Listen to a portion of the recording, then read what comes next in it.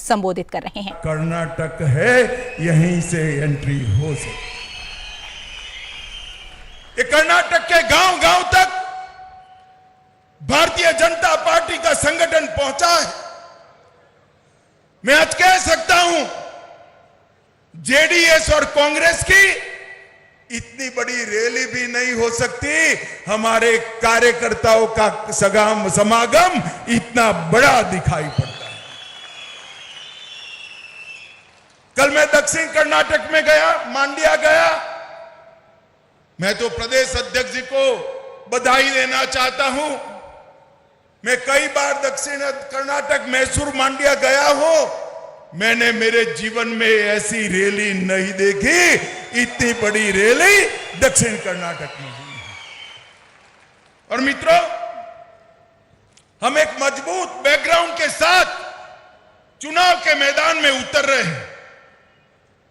कांग्रेस वाले जब भी चुनाव आता है नई नई चीजें लेकर आ जाते हैं।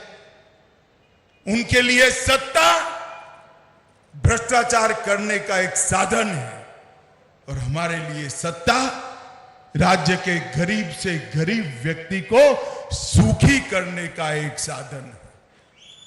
मित्रों, 2022 के अंदर 7 राज्यों में चुनाव हुए।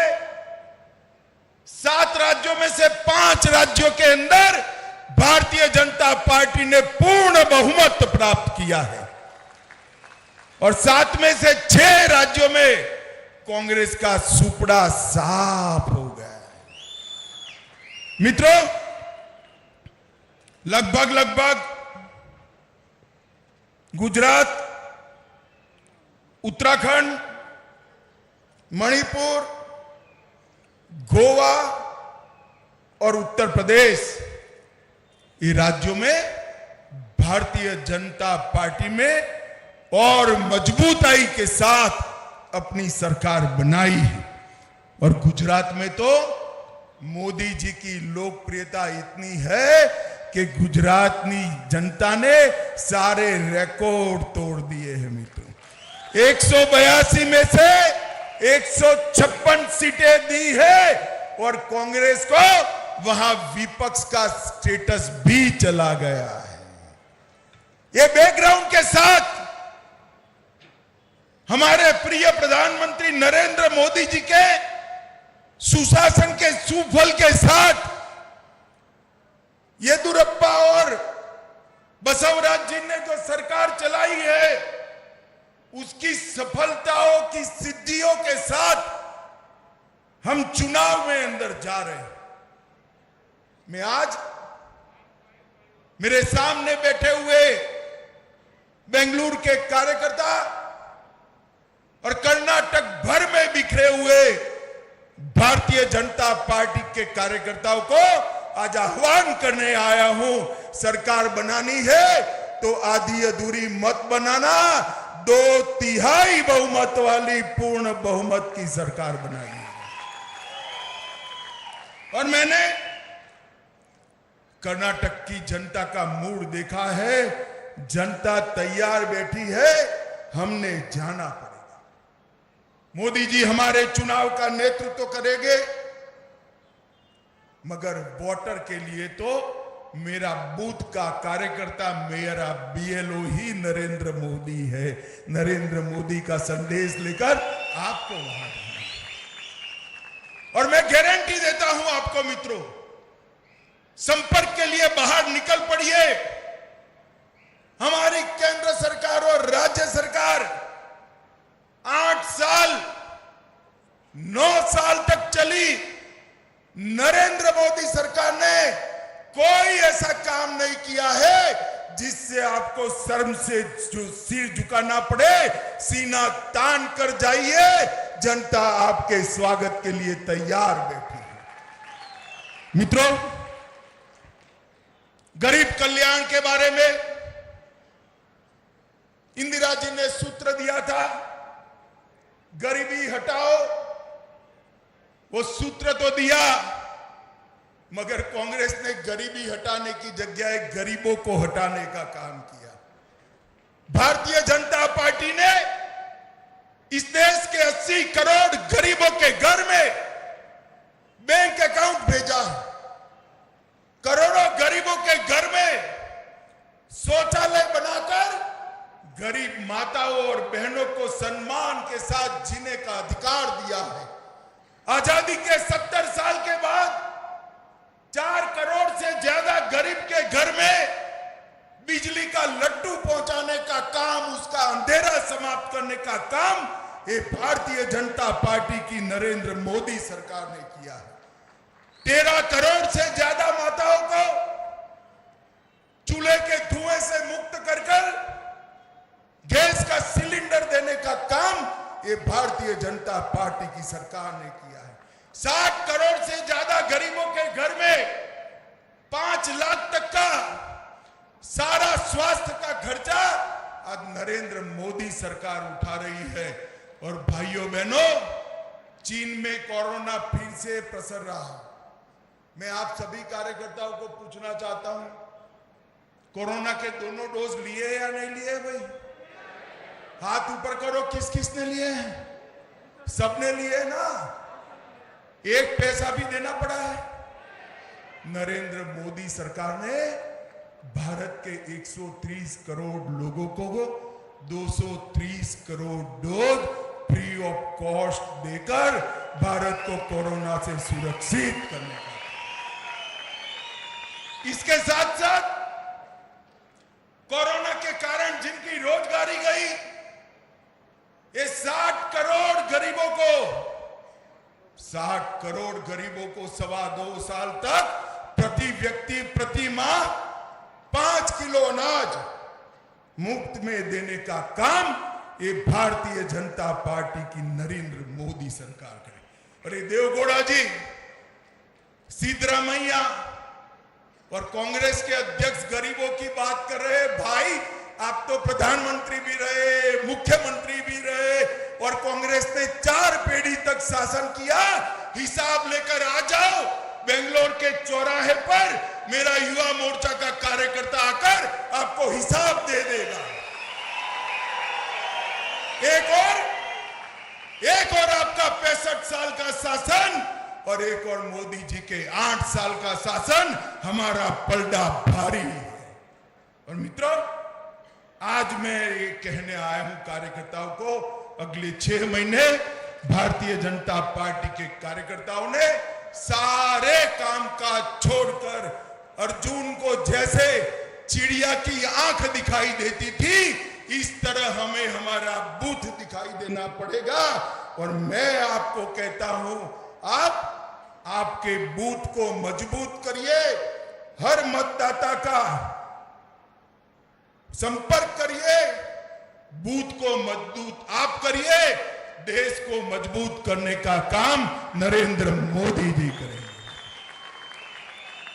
आपका बूथ मजबूत होगा, मोदी जी के हाथ मजबूत होंगे। आपका बूथ मजबूत होगा, भाजपा मजबूत होगी, और भाजपा मजबूत होगी तो देश सुरक्षित बनेगा, समृद्ध बनेगा, सामर्थ्यवान बनेगा।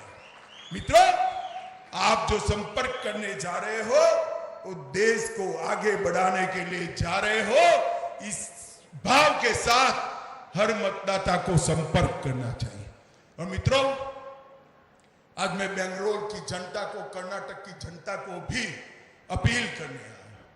2 खेमे पड़ गए, इस बार सीधी लड़ाई है। मुझे सब पत्रकार कहते थे कल कि ट्रायंगल है।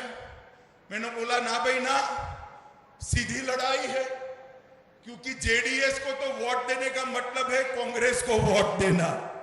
तो सीधी लड़ाई हुई या नहीं हुई? ये अभी जेडीएस वाले कुछ अफवाह फैला रहे हैं, हमारे साथ भाजपा आएगी, हम साथ में रहेंगे। मैं सभी कार्यकर्ताओं को कर्नाटक को कहने आया हूं, हम किसी भी पार्टी के साथ नहीं जाएंगे, अकेले लड़ेंगे, अकेले सरकार बनाएंगे। ये 2 खेमे पड़ गए हैं और ये 2 राजनीतिक विचारधाराओं के खेमे नहीं है। एक और राष्ट्र भक्तों की संगठित टोली भारतीय जनता पार्टी है, तो दूसरी ओर कांग्रेस के नेतृत्व में टुकड़े टुकड़े गैंग वाले इकट्ठा हुए हैं, टुकड़े टुकड़े गैंग वाले। कर्नाटक की जनता को तय करना है, देशभक्तों के साथ रहना है या देश के टुकड़े टुकड़े करने वालों के समर्थन करने वालों के साथ। हमने हर गरीब को पैसा इसके बैंक अकाउंट में ट्रांसफर किया है और ये दोनों पार्टियों ने ट्रांसफर पोस्टिंग के अंदर पैसा लेकर दिल्ली और सिंगापुर ट्रांसपोर्ट करने का काम किया है। मित्रों, एक और तो पीएफआई जैसे कट्टरवादी संगठन को बैन करने वाले नरेंद्र मोदी जी है और दूसरी ओर 1700 पीएफआई के कार्यकर्ता ऊपर से केस वापिस लेने वाले सिद्धरामैया और कुमारस्वामी। कर्नाटक की जनता ने तय करना है, कर्नाटक की सुरक्षा सुनिश्चित करनी है या नहीं करनी है। हजारों प्रवीणों को बचाने का काम हमने करना है या नहीं करना है, वो कर्नाटक की जनता ने काम तय करना है। मित्रों, एक और अयोध्या के अंदर राम मंदिर बनाने वाली पार्टी और उसके नेता नरेंद्र मोदी है, जो अयोध्या के साथ साथ काशी विश्वनाथ, सोमनाथ, केदारनाथ और बद्रीनाथ का भी पुनरुद्धार करते हैं और दूसरी ओर टीपू सुल्तान को हीरो बनाकर चलने वाले लोग हैं। इसके बीच में कर्नाटक की जनता को पसंद करना है। एक और डबल इंजन और डबल स्पीड से चलने वाली सरकार है और एक और सरकार को दिल्ली का एटीएम बनाने वाले कांग्रेस और जेडीएस की दावा है। मित्रों, इसके बीच में कर्नाटक की जनता को तय करना है कि किसके साथ। मित्रों, केंद्र सरकार और राज्य सरकार की इतनी उपलब्धियां हैं जिसको गिनाते गिनाते ही 6 महीने हो जाएगा। मेरे सभी बूथ के अध्यक्षों को करबद्ध निवेदन है कि आप राज्य स्तर पर, मंडल स्तर पर, शक्ति केंद्र स्तर पर, बूथ स्तर पर और पन्ना स्तर पर आपकी टोलियां गठित कर नरेंद्र मोदी जी का संदेश लेकर हर घर पे जाइए और प्रचार करने की शुरुआत करिए। मित्रों, मैं फिर से एक बार कहना चाहता हूं, जेडीएस और कांग्रेस एक ही सिक्के की 2 पहलू हैं। हमेशा आपने जेडीएस को वोट दिया और कुमारस्वामी जी कांग्रेस की गोदी में बैठ गए। मैं आज कहने आया हूं कि एक बार भारतीय जनता पार्टी को पूर्ण बहुमत की सरकार दीजिए। 5 साल के अंदर ये परिवारवाद, ये भ्रष्टाचार और ये जातिवाद तीनों को भारतीय जनता पार्टी समाप्त कर कर्नाटक के अंदर इस देशभक्त सरकार देने का काम करेंगे। मित्रों,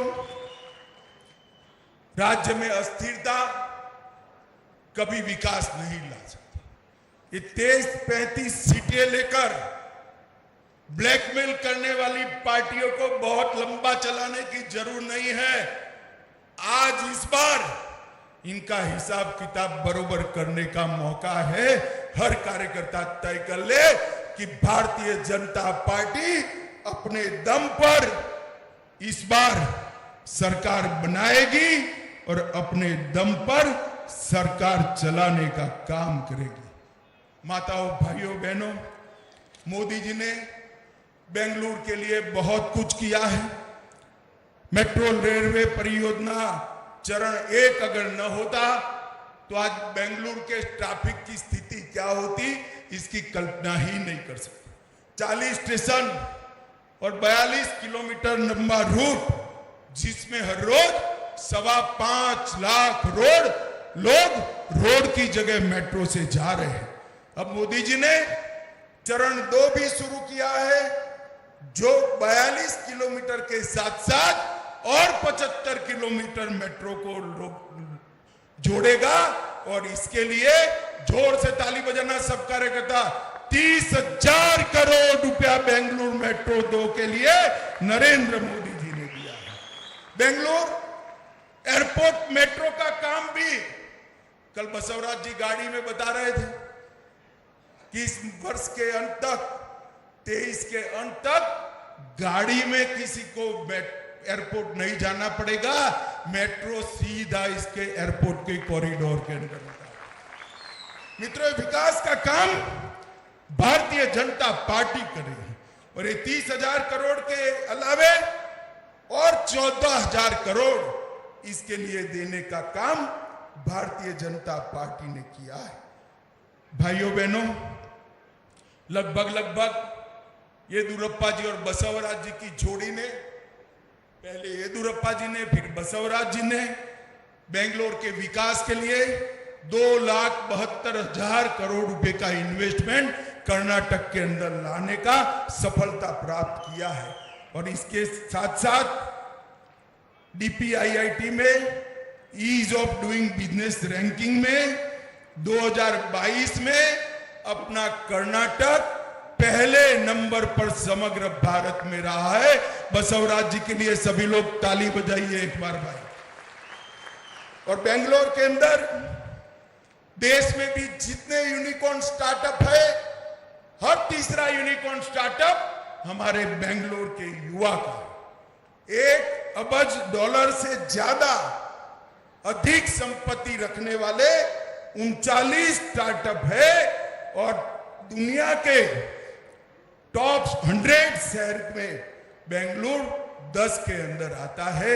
ये हमारा विकास का पैमाना, मोदी जी की नीतियों का पैमाना भी बताता है। भाइयों और बहनों, 3,000 किलोमीटर का राजमार्ग बनाया है। इसमें बेंगलुरु पुणे, बेंगलुरु हैदराबाद, ये 2 ही रोड के लिए भारत सरकार ने 20,000 करोड़ खर्च किया है। इसके साथ साथ मैसूर से चेन्नई और KSR Bengaluru city railway station होकर पहली वंदे भारत ट्रेन को भी मोदी जी ने शुरू किया है और एयरपोर्ट का टर्मिनस 2 भी बनाने का काम किया है। मैं सारे कार्यकर्ताओं को पूछना चाहता हूं, हम सब भारतीय जनता पार्टी के कार्यकर्ता हैं। हम सालों से कहते थे कि एक देश में 2 निशान, 2 विधान, 2 प्रधान नहीं चल सकते। आप मुझे बताइए कार्यकर्ता भाइयों बहनों, धारा 370 हटनी चाहिए थी या नहीं हटनी चाहिए? सुनाई नहीं पड़ता है, जोर से बोलिए। एक कांग्रेस ने विरोध किया था, उनके कान तक पहुंचे से बोलिए हटनी चाहिए या नहीं हटनी चाहिए?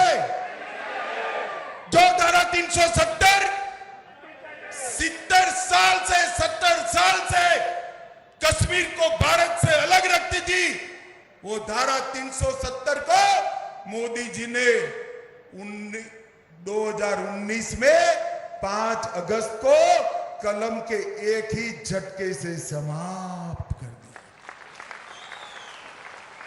और कार्यकर्ता भाइयों बहनों, जब मैं बिल लेकर संसद में गया, एक कांग्रेस, JDS, कम्युनिस्ट, समता, ममता, सपा, बसपा, ये सारे काऊ करने लगे कि मत हटाइए, मत हटाइए, मत हटाइए।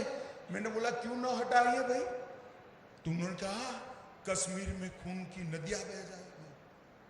मैं आज JDS और कांग्रेस वालों को कहने आया हूं, खून की नदियां छोड़िए, कंकर चलाने की किसी की हिम्मत नहीं हुई है। ये नरेंद्र मोदी सरकार।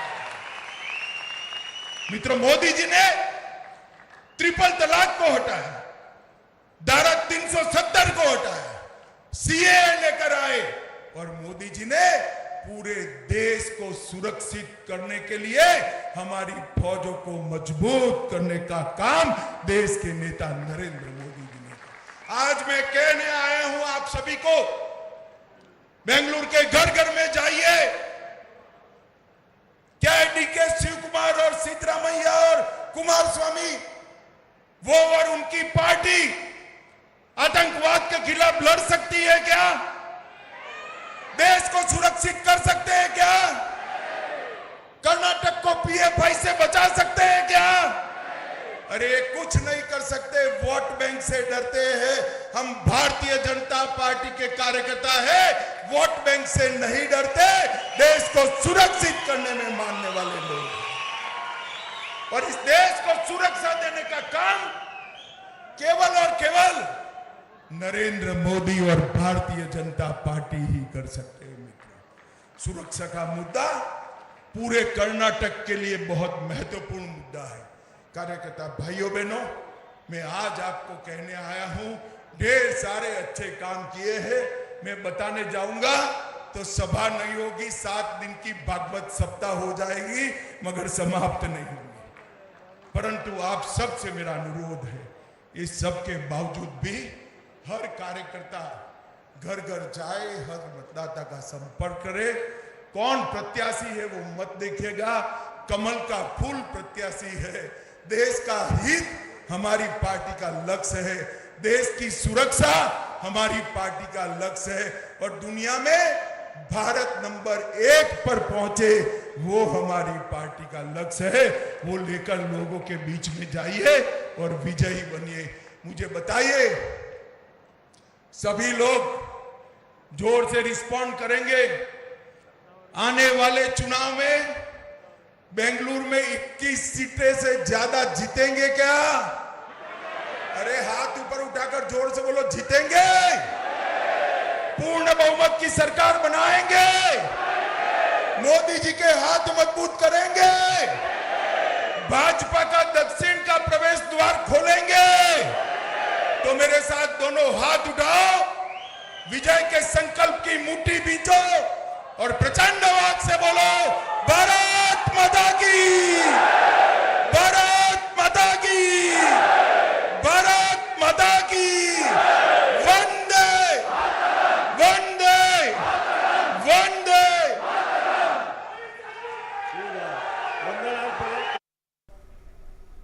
बेंगलुरु में गृह मंत्री अमित शाह भाजपा के बूथ स्तर के प्रतिनिधियों से इस वक्त संबोधित कर रहे थे। उन्होंने कहा कि भाजपा की सत्ता